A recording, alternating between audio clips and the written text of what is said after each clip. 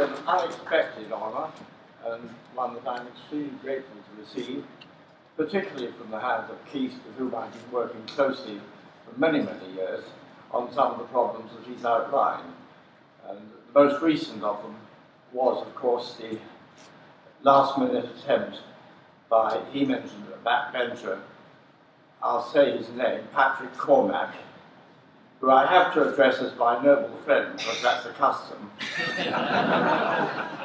But I must say, I feel extremely unfriendly towards him for the way that he's shoveled through this measure at the last minute in Parliament, not only to allow local councils to have prayers before their meetings, which they probably could have done anyway under existing legislation, and I asked him repeatedly, isn't this covered by the Local Authorities Act 2011, I think it was, and he refused to answer.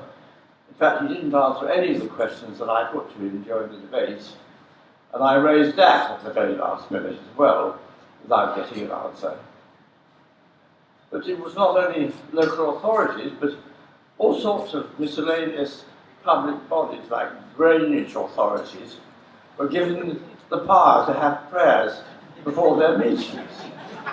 A more incongruous procedure you can't imagine. And I say, if people want to pray, why do they have to do it in public time, when people were elected to do the services for the public?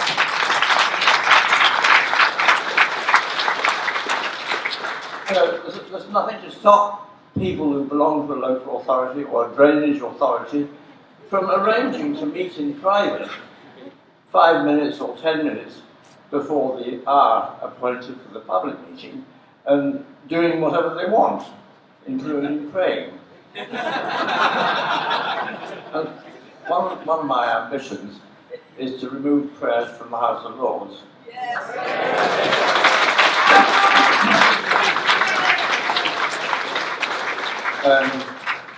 And the way I'm going to do this is to move a motion on the floor of the House saying that prayers should be held in the Moses room, which is appropriate, 5 minutes before the hour appointed for the official meeting of the Lords.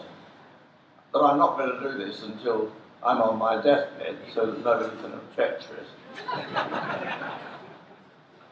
We've cooperated, as Keith was saying, on other matters, and particularly we've been concerned with the Chancel Repairs Bill, which is an outrageous imposition on unsuspecting householders. He mentioned the last time that the parish parochial church council took somebody to court on this. That was in the Aston Candler case some years ago. And it cost the wretched person £500,000 in repairs to the roof of this church, plus the legal costs that he incurred as a result.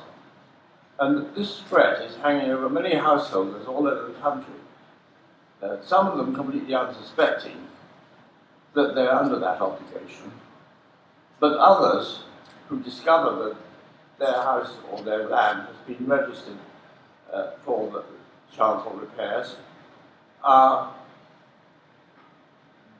gouged into taking out insurance policies, and the insurance industry has made a huge fortune out of selling people policies which in fact they've never had to pay up on, because the council, the PCCs, the parochial church councils, got cold feet after the Aston Candler case. It made them so unpopular in the parish concerned that they haven't dared to take court proceedings in other cases where the liability arises. So we're arguing about nothing. Parish councils haven't raised any money in the last few years through the obligation, but the threat is constantly hanging over the heads of these householders who are forced into taking out these expensive insurance policies. So I have to express my gratitude to the National Secular Society for constantly raising these issues and for getting us to do our duty in both houses of Parliament to try and mitigate the excesses of the Church and of its hangers-on in both houses of Parliament. Thank you, Keith. Thank you, National Secular Society, for giving me the opportunity of doing this sort of work. I very much value our friendship, which goes back some years to the days when we were working on the abolition of blasphemy. Yeah.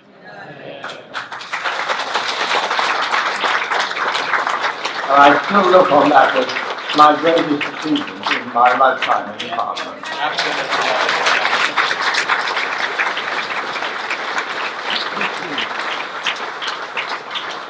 What an honour and a pleasure it's been for me to work with Eric, and what a productive relationship. So again, thank you, Eric.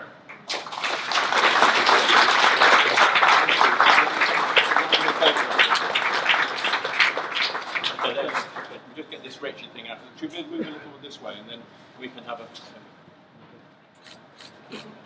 Wonderful. Thank you. Thank you. Right. Now, yeah. All right, Eric. It's been wonderful.